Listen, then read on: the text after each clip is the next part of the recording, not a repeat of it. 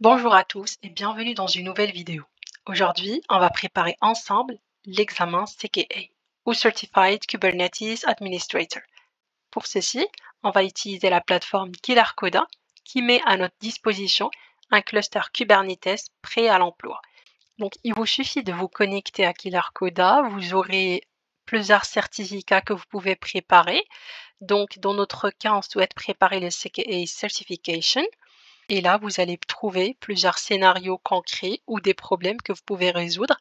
Pour certains, vous allez trouver la solution, pour d'autres, non. Mais vous avez un check, ça veut dire que vous pouvez vérifier est-ce que ce que vous êtes en train de faire est correct ou pas. Donc là, par exemple, on va prendre celui-là.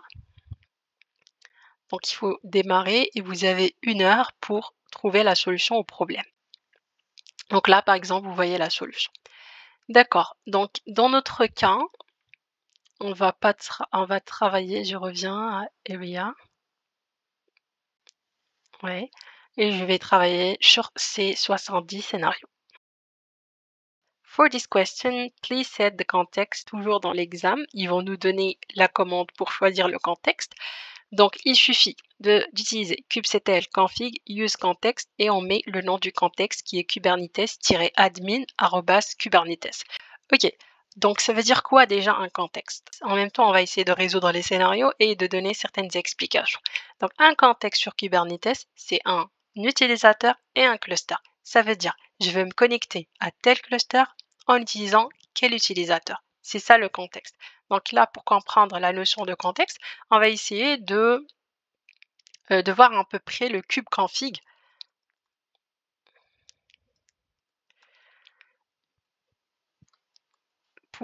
.kube qui se situe généralement dans .kubeconfig. Ok. Et là, qu'est-ce qu'on voit? On voit la liste des clusters, la liste des utilisateurs et la liste des contextes. Ok. Et le current context qu'on vient de configurer. Donc là, qu'est-ce qu'on a? Dans le cluster, on a le Certificate Authority Data et le serveur, l'adresse IP et le port de l'API Server pour se connecter au cluster. Ensuite, ce cluster, on l'a appelé Kubernetes. Ensuite, pour le contexte, qu'est-ce qu'on dit dans le contexte? On dit, voilà le premier contexte, on peut se connecter au cluster Kubernetes en utilisant l'utilisateur Kubernetes admin. Et pour la définition de l'utilisateur Kubernetes admin, il faut fournir le certificat et la clé ou le key. OK? Et là, c'est la notion, c'est ce qu'on configure, c'est ce qu'on choisit. On peut choisir current context et là, on a le current context, le contexte courant sur lequel on travaille. Parce que généralement, en entreprise, on n'aura pas un seul cluster, on a une liste de clusters. Par exemple, un cluster de prod, un cluster de dev, un cluster de test, et à chaque fois, il faut switcher d'un cluster à l'autre. Donc, il faut absolument connaître ces commandes. OK? Si vous ne vous rappelez pas de la commande, il vous suffit d'utiliser la commande kubectl config-help. Et là, vous allez voir comment vous pouvez voir le contexte courant sur lequel vous êtes en utilisant current context. Et là, on voit le contexte courant où on utilise la commande use context où on spécifie le nom du contexte sur lequel on veut travailler. OK? Voilà. Donc, ça d'un côté. Deuxième chose, pour la commande kubectl, au lieu de taper à chaque fois kubectl, il y a un alias qui est déjà créé. Si dans votre cas, il n'est pas créé, vous pouvez utiliser la commande alias k égale et vous donner le nom kubectl. Comme ça, au lieu de taper à chaque fois kubectl get pods ou quelque chose, kubectl, on va utiliser uniquement k get node par exemple pour voir la liste des nœuds. OK? Voilà. Ensuite, qu'est-ce qu'on a là? On a un reader pod qui est en mode running. OK? Save all info and errors podlog in podlog.txt. OK. Donc là, on continue. Donc pour trouver les logs d'un pod, qu'est-ce qu'on va utiliser comme commande? On va utiliser la commande kubectl logs et on spécifie le nom du pod.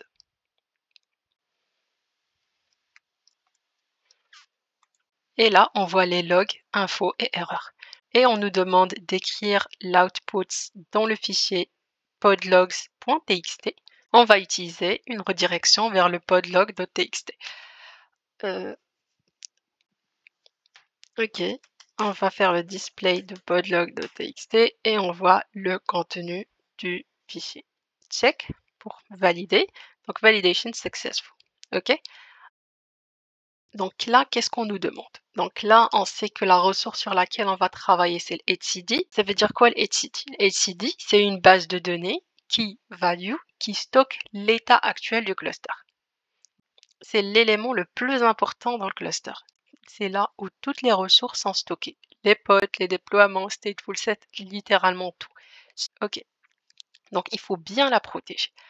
Qu'est-ce qui n'est pas stocké dans cette etcd? Ce qui n'est pas stocké, par exemple, si on a une base de données qui contient des données. Par exemple, on prend Postgre qui contient des données. Les données qui sont dans cette base de données, elles ne sont pas stockées dans etcd. D'accord? Donc, il faut prévoir un autre volume ou un autre stockage pour stocker ces données. OK? Donc, là, dans cette question, qu'est-ce qu'ils nous disent? Première question, toujours, c'est le contexte. Deuxièmement, ils nous disent etcd control plan pod is running in kube system environment. Take backup, store it in /opt/cluster backup.db file. OK, donc la première question, c'est par rapport au snapshot. Donc là, il faut faire un backup de la base de données. Il faut toujours faire le backup de l'etcd pour éviter la perte des données. Par exemple, s'il y a un crash du cluster et qu'on a un backup du etcd, il nous suffit de faire un restore pour tout rétablir. OK? Voilà, donc on va voir comment on fait un etcd backup. Donc, on va regarder dans la documentation officielle de Kubernetes. Donc, toujours ayez l'habitude de voir directement dans la documentation officielle au lieu de chercher sur Google. Parce que le jour de l'examen, vous n'aurez pas accès à un autre document à part celui-là, à part celui de Kubernetes. Donc là, on va chercher backup. Donc, et on regarde comment faire un snapshot. Voilà. Donc, voilà la commande. Snapshot save. OK? Donc là, je vais copier-coller la commande et je vais ajouter snapshot save. Et je vais enregistrer dans /opt/cluster backup. Donc là, si on utilise cette commande, ça ne va pas marcher. Pourquoi? Parce que là, etcdctl n'arrive pas à se connecter à la base etcd. Pourquoi? Parce qu'il n'a pas les certificats nécessaires. OK? Donc, il faut fournir les certificats et on va voir comment le faire. On va utiliser pour ceci --help pour voir. Donc là, --help nous propose des options --cert, --cert et key. OK, on va utiliser ces trois options. Cert, --cert, donc là, la question qui se pose, où on va trouver ces CA certificate et le key. Donc pour ceci, on va checker le manifest file, soit d'un client qui se connecte à l'etcd, soit de l'etcd directement. OK.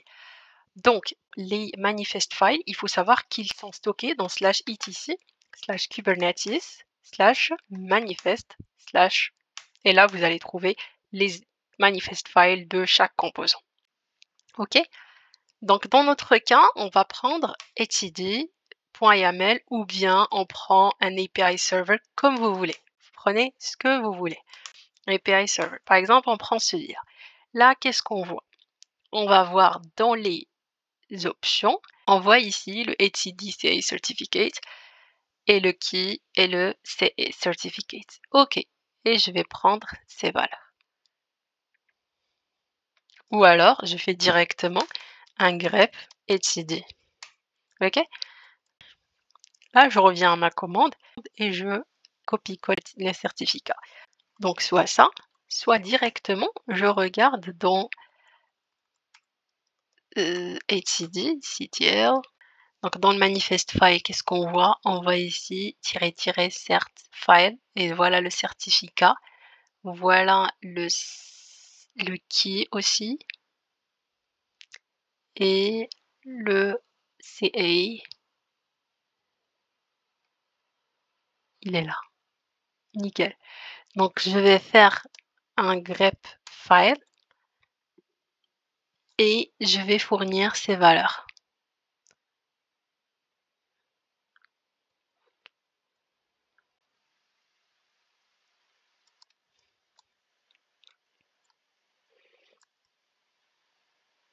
Voilà. db-certs égale et je mets key. OK. Et là, voilà, on a le snapshot qui est disponible sur /opt/cluster backup db. Donc, on regarde la suite. Donc là, c'est bon pour le backup. On passe au restore. Donc, ils nous disent ici, etcd backup is stored at the path on the control plane node for --data-dir use /root/default.etcd. Restore it on the control plane node itself and also save the output in the restored.txt. OK. Donc là, au lieu de snapshot save, on va utiliser snapshot restore. On va utiliser --help pour comprendre comment on l'utilise. Et on va voir ici, on a l'option --data-dir. Donc le data-dir, c'est le dossier qui contient les données, tout simplement. Donc on va choisir pour ceci, on nous a demandé d'utiliser /root/default.etc. Donc ici, on n'a pas besoin de certificat parce qu'on ne va pas communiquer avec les etcd. Voilà, on va utiliser. Donc voilà, c'est bon pour la commande. Donc là, qu'est-ce qu'on a? On a un dossier qui sera créé dans /root/default qui contient toutes les données. Qu'est-ce qu'on a fait jusqu'à présent? On a créé un dossier /root/default.etcd qui contient toutes les données de notre etcd et on veut que notre etcd lit à partir de ce dossier. Pour ceci, on va modifier le manifest file de notre etcd. Donc là, qu'est-ce qu'on voit dans notre etcd? On voit un volume mount qui s'appelle etcd-data et qui utilise un volume hostpath qui pointe sur /var/lib/etc. Ça veut dire que notre etcd, elle est en train de lire les données à partir de /var/lib et /etcd et est en train d'écrire les données dessus. Par contre, nous, on veut qu'elle lit à partir de /root/default.etcd. Donc, on va changer ce /var/lib/etcd par /root/default.etcd. On va sauvegarder. Et c'est bon. Ah, là, j'ai oublié ce point. Ils nous disent qu'il faut stocker l'output dans restore.txt. Donc, je vais le copier à la main. Normalement, vous pouvez faire une redirection. Je vais juste copier à la main et créer un fichier restore.txt où je mettrai ça et c'est bon. Et on va faire un check pour voir est-ce que ce qu'on fait est bon. Donc là, validation successful. OK? Donc on passe à un prochain scénario. For this question, please set the context. On a ça, toujours même chose. Decode the content of the existing secret name database -data in the database namespace and save the decoded content in a file located at decoded.txt. Donc là, qu'est-ce qu'il nous demande de faire? Il nous demande de décoder le contenu du secret database data qui se trouve dans le database namespace, tout simplement. Et stocker le contenu dans decoded.txt. Donc, première chose, on va voir le contenu du secret. Donc, d'abord, je vais utiliser la commande kubectl get secrets dans le namespace-n data namespace. Et là, qu'est-ce qu'on voit? On voit le secret justement qu'on a un secret database -data. Donc là, on va essayer de voir la définition de ce secret. On va utiliser -o YAML pour voir le fichier YAML ou bien le manifest file du secret. Donc là, qu'est-ce qu'on a? On a dans le contenu data, db password, et voilà le password. OK? Et là, il faut qu'on décode ce password. Tout simplement, on peut faire echo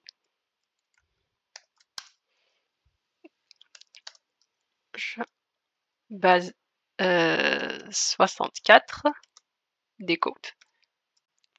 Et voilà, le contenu, c'est secret. Et je vais l'écrire dans le fichier decoded.txt. decoded.txt secrets, et c'est bon, on fait un check pour valider et c'est bon, validation successful. Donc ça, c'est une manière de le faire. Il y a une autre manière qui est beaucoup plus simple. Au lieu d'utiliser le format YAML, on peut utiliser directement JSON. Donc on va voir manifest file sous format JSON, à quoi ça ressemble. Donc là, on a les champs, on a ce qui nous intéresse nous ici, c'est le data. Donc on va utiliser le JSON path égal. Et on met point data, donc le champ qu'on a ici, point data, point db password. Là, qu'est-ce qu'on aura? On aura en output la valeur du db password encoded en base 64. OK? Codé en base 64. Base 64 decode secret. OK? Et c'est bien de le connaître. Parfois, dans l'examen, ils peuvent vous demander de donner la commande pour le faire. Parfois, il est judicieux de ne pas copier-coller à la main. Donc, utilisez directement la ligne de commande. Et voilà, on a secret et on peut utiliser une redirection pour stocker dans decoded.txt. OK? Et là, si on fait decode.txt, on va trouver le secret.